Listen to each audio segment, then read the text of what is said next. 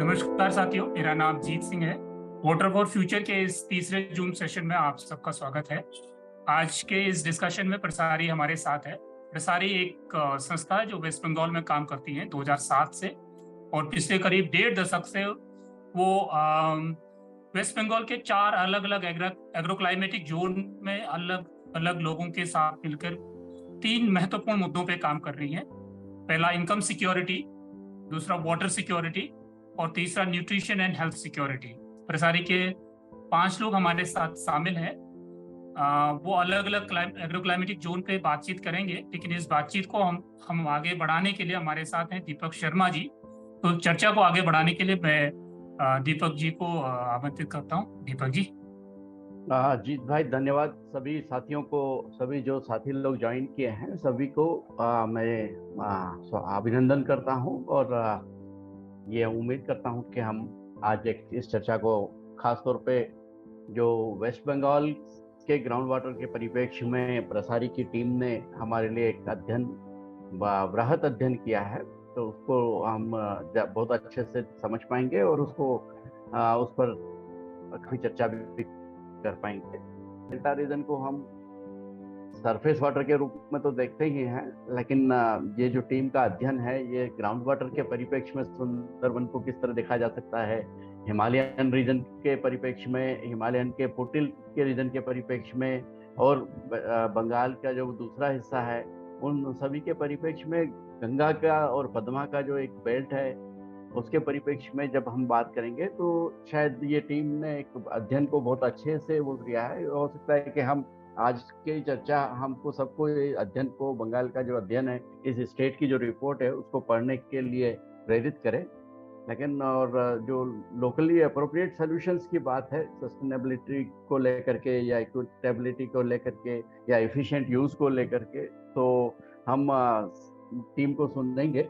लेकिन टीम ये शायद जो हमारा इस प्रस्तुतिकरण का जो शुरुआत है वो सेकंड पाल जी के साथ होगा, और उसके बाद फिर वो आगे आगे हमें साथी बताते जाएंगे। शेखर जी ही बताएंगे कि उनकी टीम में से कौन साथी किस एग्रोक्लाइमेटिक जोन के परिप्रेक्ष्य में बात करेंगे। शेखर पाल जी, ये इसमें जो है मेरा इंट्रोडक्शन थोड़ा सा अबाउट वेस्ट बंगाल है, उनका water as a whole and mostly specific to the ground water है। So I'd like to share my screen. So मेरे साथ मेरा कॉलीग्स जो हैं वो हिल्स के बारे में राज बात करेंगे, एंड फुट हिल्स के बारे में Piyush, and Jagannath will talk about the Birbhum, the red laterite area. So I'll give a brief overview of water for this particular state of Eastern India.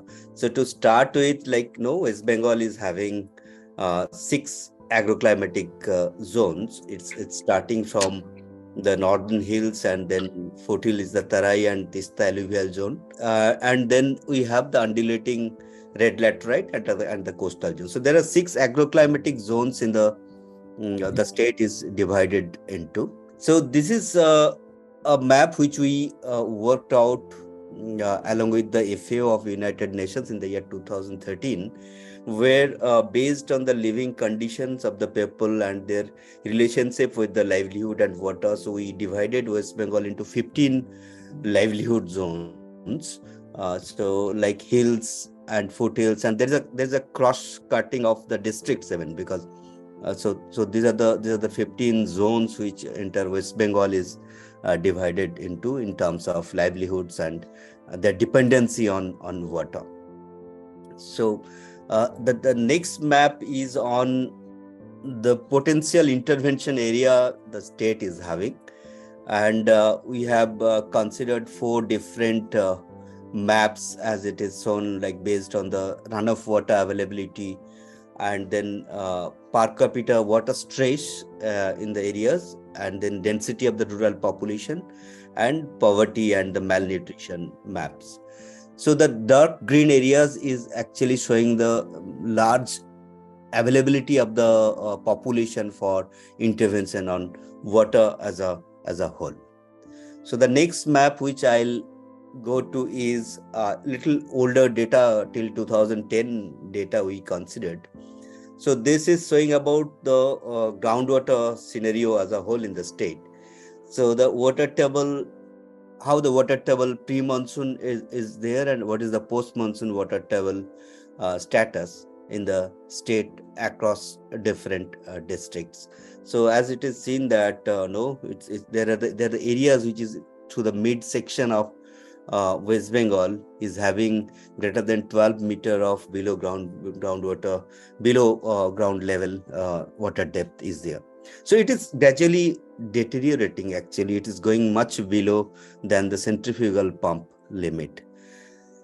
और ये एक डेटा मैं इसको इस्तेमाल करना चाहता हूँ, जिसमें 4th MI सेंसस तक का डेटा को कंसीडर किए हैं. 5th वाला पब्लिश हुआ है, 6th वाला इज लिटिल स्ट्रगलिंग ये स्टेट का हमारा.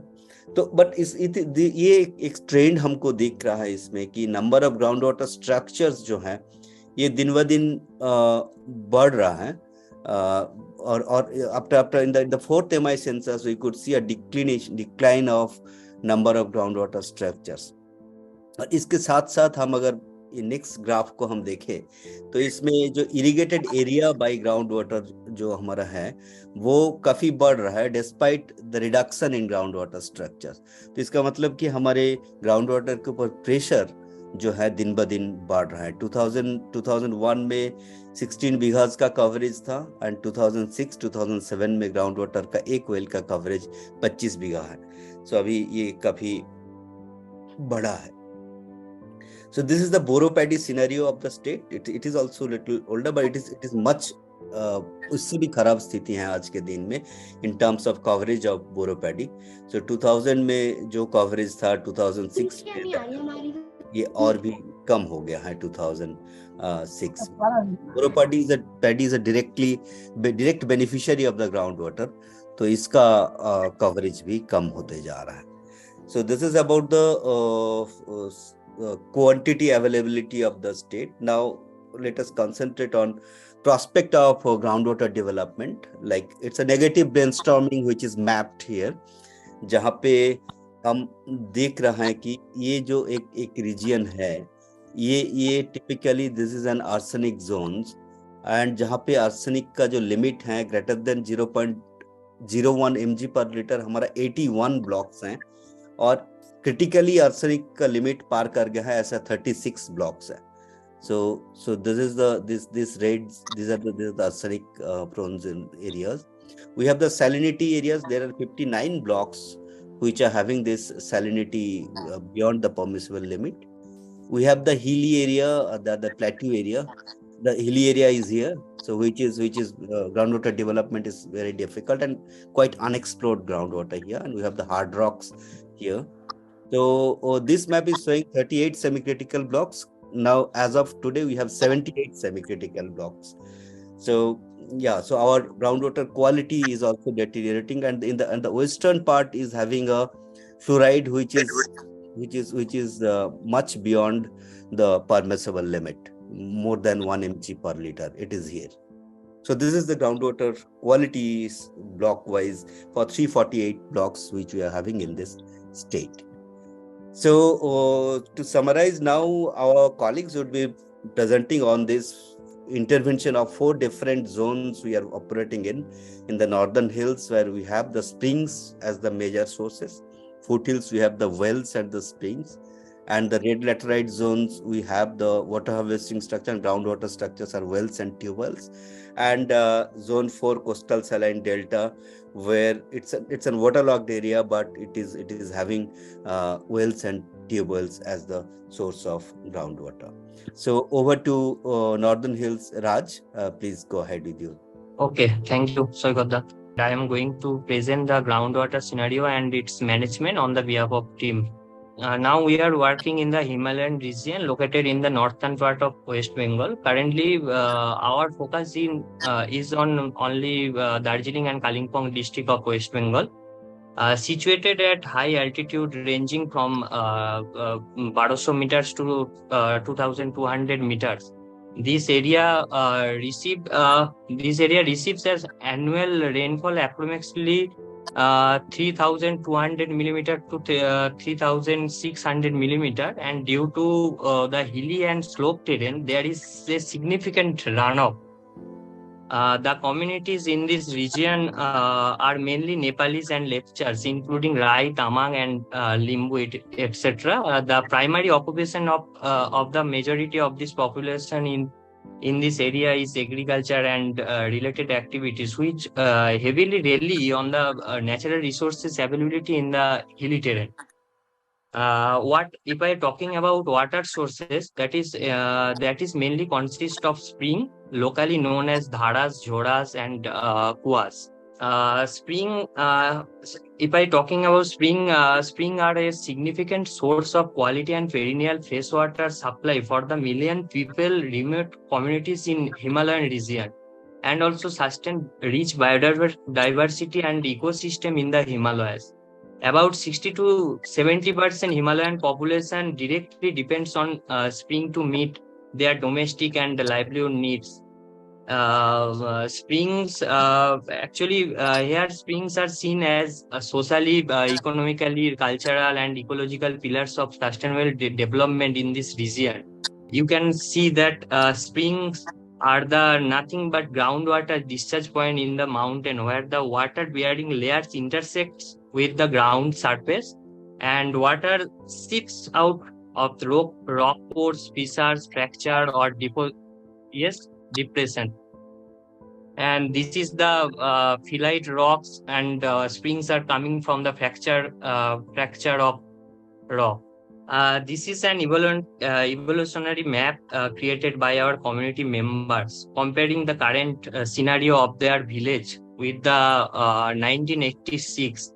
It clearly illustrates that Himalayan springs are drying up. यहाँ पे आप देख सकते हैं, including anthropogenic activities, deforestation, unplanned development, climate change, and high intensity rainfall. And currently, data from Jharnadhara indicates that 23% of perennial springs have transferred into seasonal spring. These graphs are the evidence of water crisis in hill region.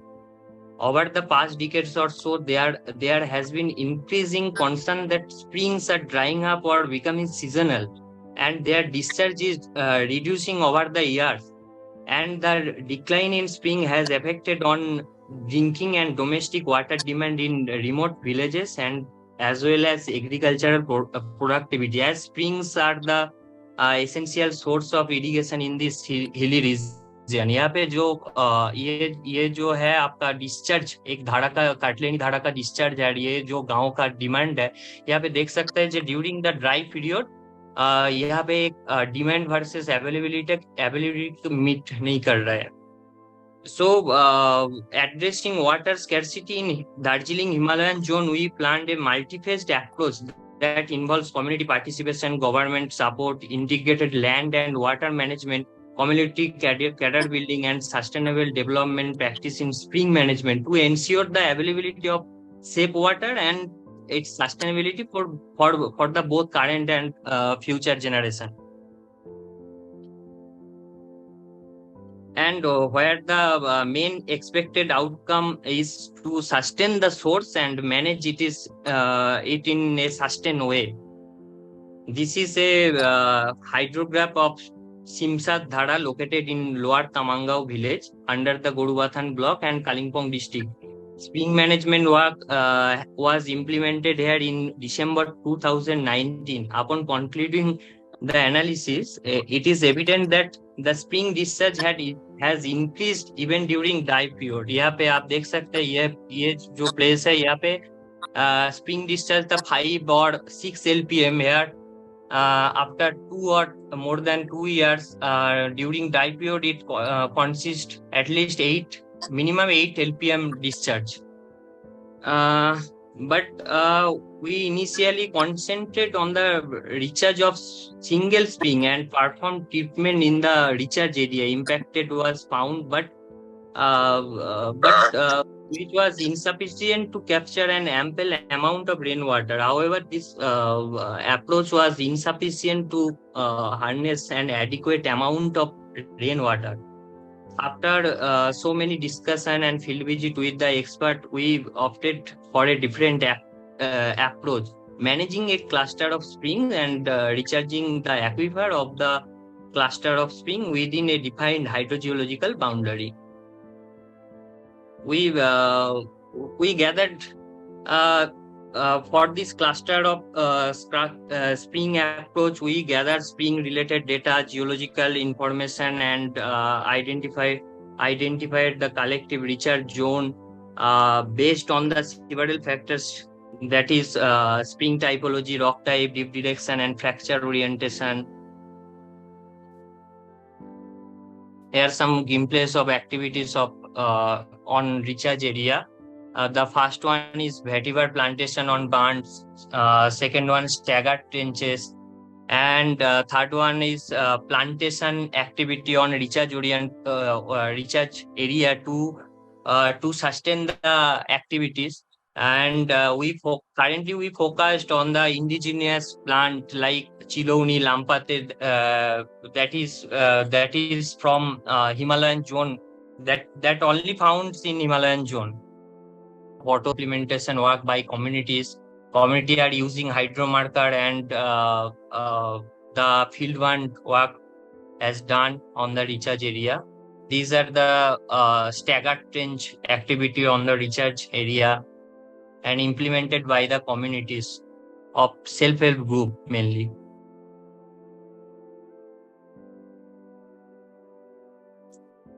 And we have 11 hydrological boundary, and we have planned to treat. Thank you. May I request Piyush to come for this foothills area? ऊपर काम हुआ है, जहाँ पे mainly water के ऊपर 5 parameter के ऊपर फोकस किया गया, जो availability, accessibility, sustainability, quality, and maximum utilization.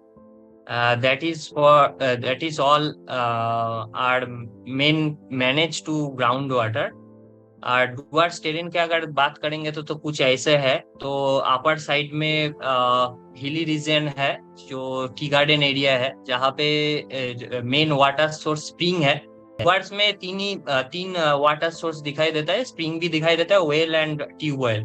तो मेनली जो है अनकॉन्फाइंड एक्वीफर से ये सारा मतलब वाटर का सोर्स है, और it's coming from unconfined aquifer, and Duart's team Duart's team are now focusing on the manage this unconfined aquifer.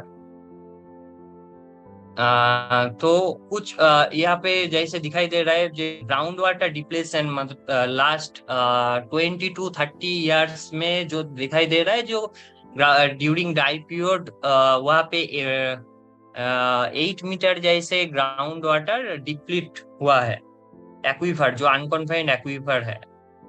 So community मतलब इसका मेन जो रीजन है, जो मोड एक्सट्रैक्शन, और जो सईकद्दा ने पहले ही शेयर किया जो डेटा, जो ग्राउंड वाटर एक्सट्रैक्शन के लिए जो पॉइंट्स है, वो पॉइंट्स भी इंक्रीज हो रहे हैं.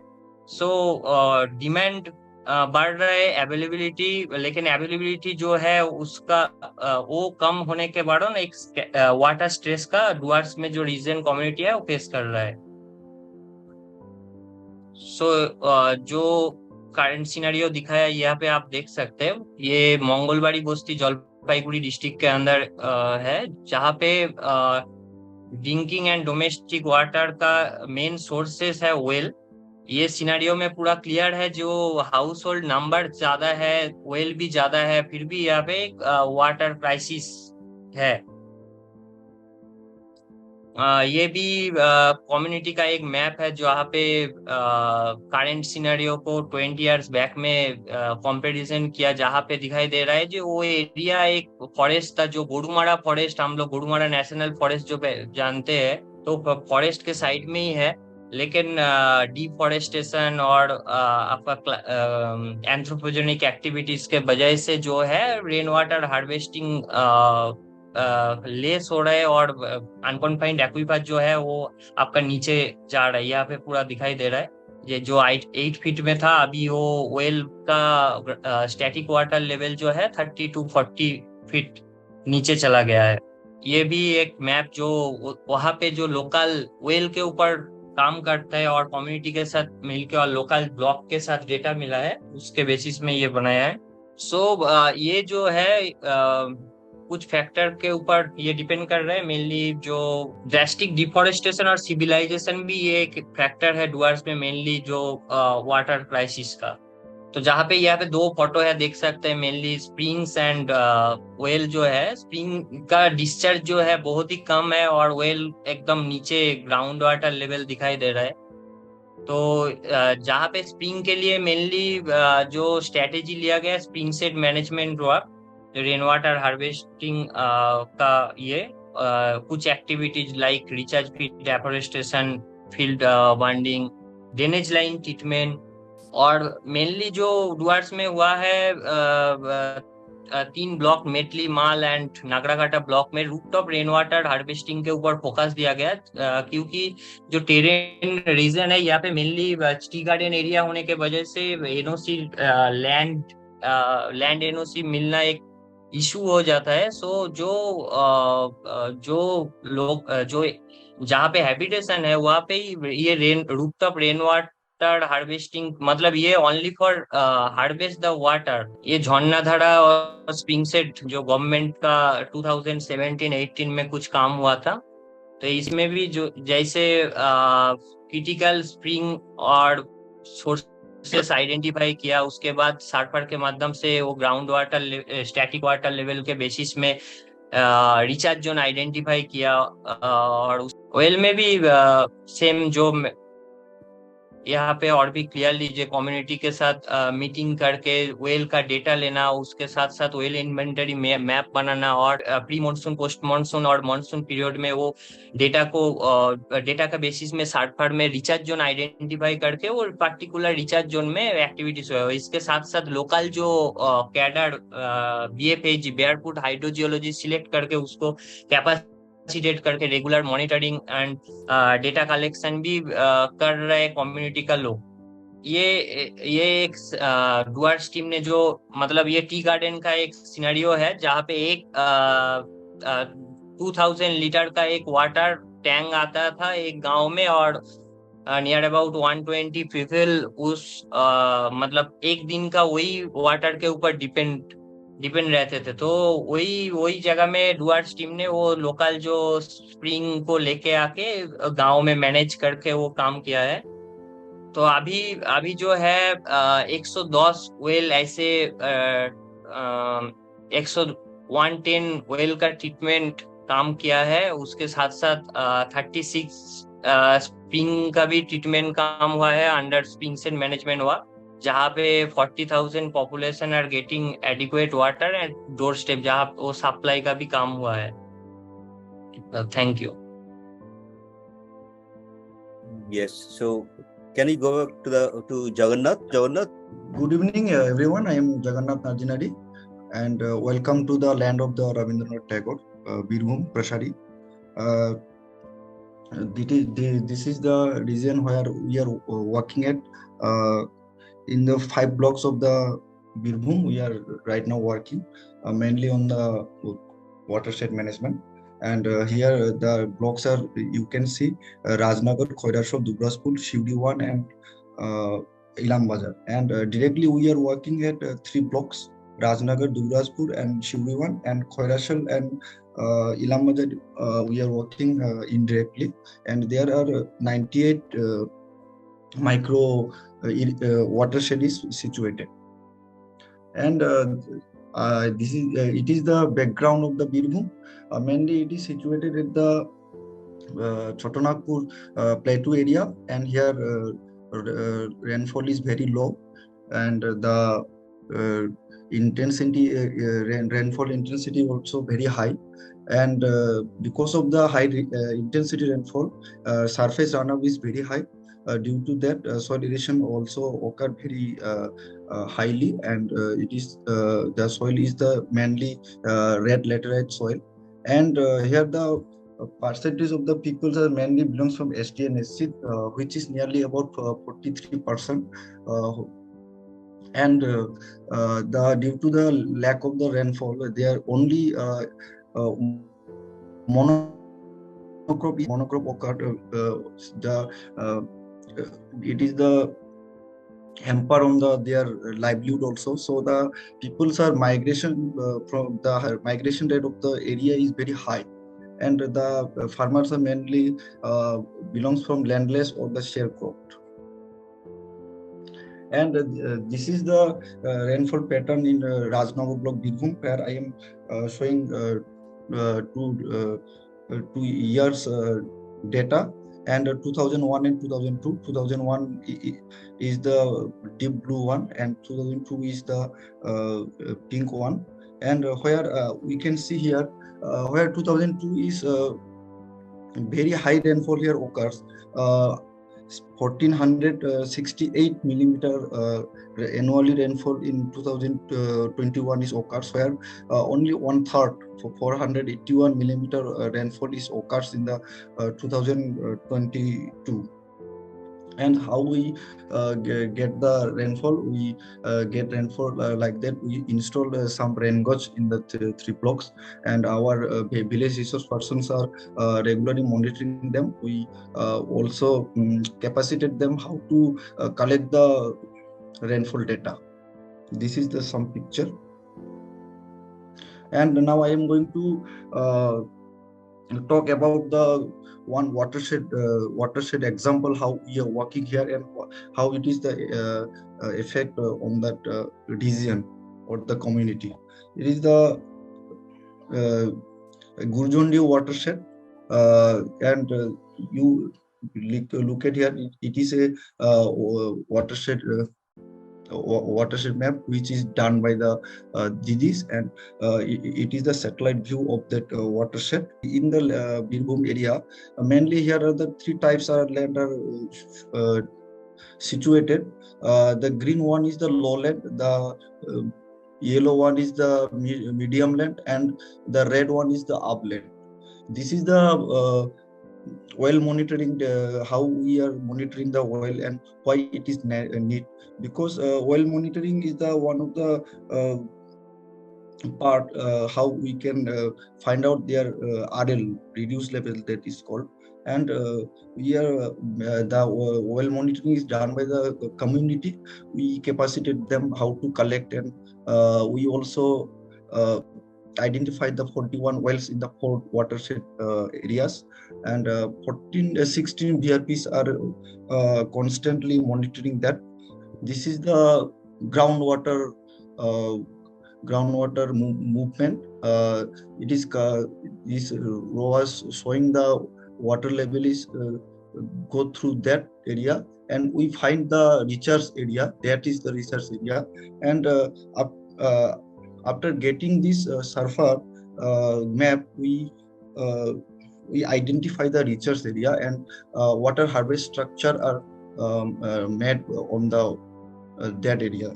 If you see, it is the from the surfer map, and that is this is the from the Google map, and this is the outlet. The water structure at mid upland, and this is the impact. How we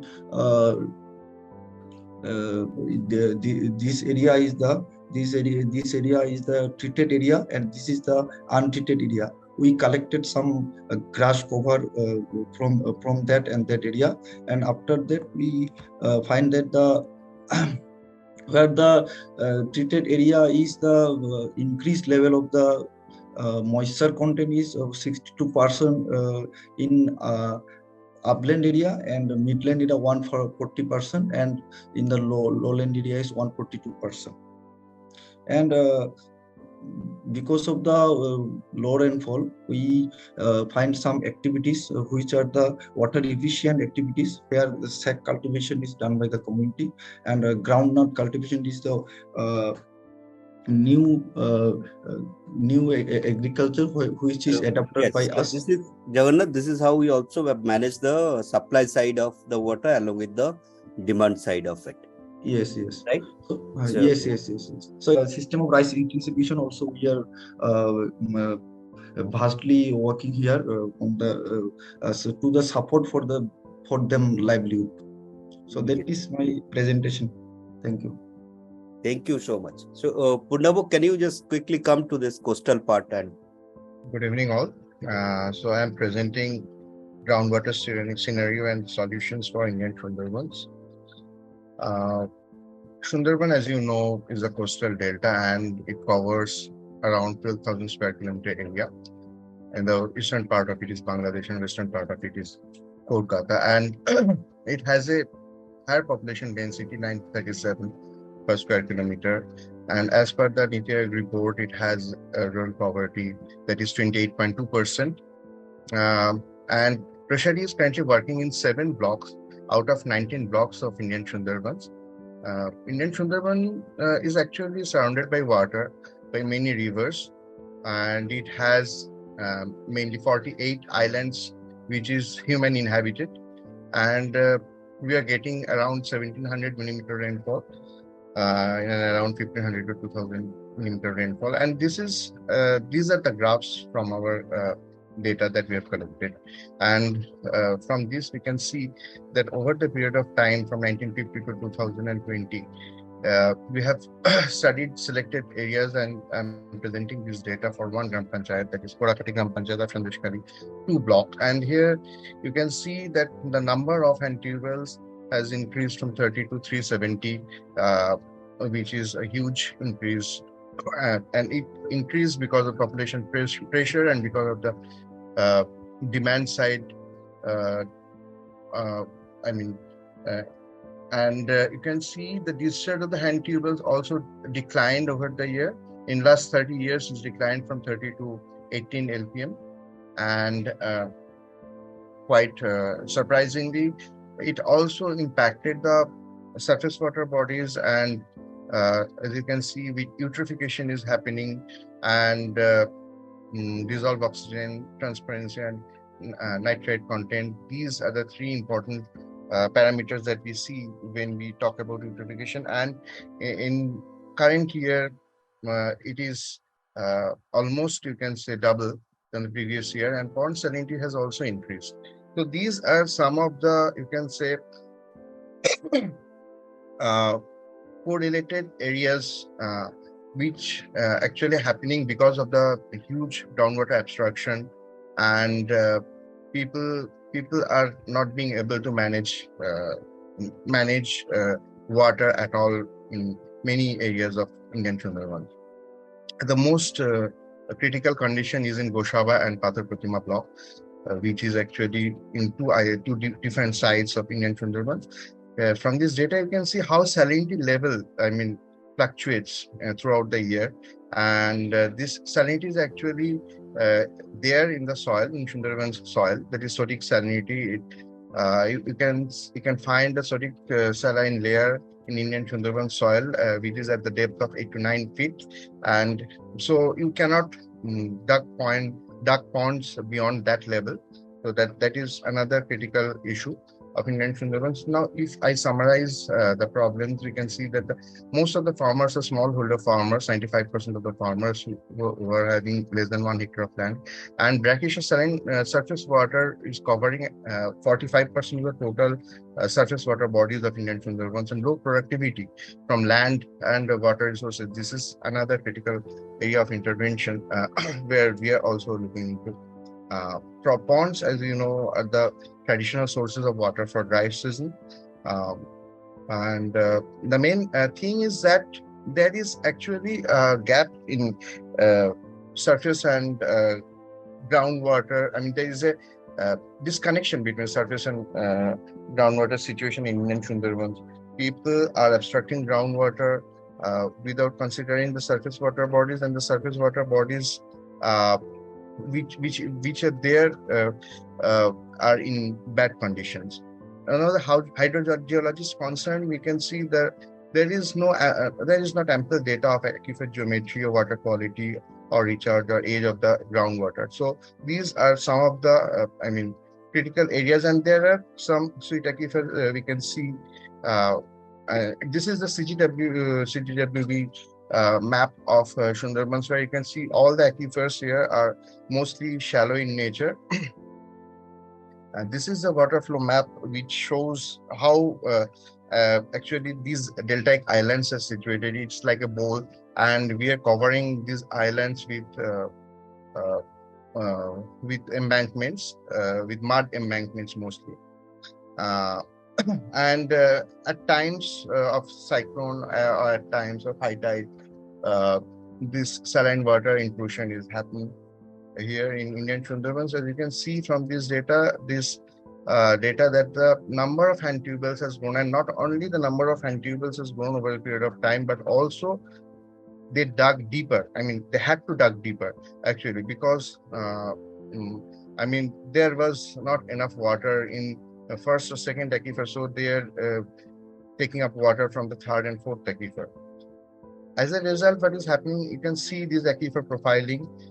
This is done by our community members. From here, you can see that now people are actually harvesting water from the third aquifer. And from this year onwards, we have seen that we have started getting water from the fourth aquifer as well. So Sundarbans' main problem is salinity, main problem is water logging, and poor water quality, as well as unavailability of groundwater in the first, second, and third aquifer, particularly from the month of January. So this is our main focus of Indian Sundarbans: accessibility, water quality management, wastewater management, water management using water efficient technologies. And here you can see what are the techniques and activities and outputs. I am not reading it out. In this area, we are training these hydrogeologists. We are creating the data inventory, and the community themselves are understanding what are the pros and cons of abstracting huge groundwater, and what is water balance, and how they can make this action plan, and how they can work in their community to check and balance for this. Now you have seen lots of classical research approaches. Here we have tried out aquifer storage and recovery. This is a new concept. We have learned it from British Geological Survey and National Institute of Hydrology. And here we are actually using this untapped saline aquifer, where we are actually injecting this fresh water and harvesting it during the lean period. This is the main, main idea behind this. So this is a real picture of ASR, where you can see in the right corner, that picture where we are actually taking water up. And also it is a solution for the climatic events. When the cyclone heats or something like that happens, this water is actually stored under the saline aquifer, so people can harvest it and use it for cultivation as well as for drinking water purposes. ठीक है, बहुत बहुत धन्यवाद प्रसारी team.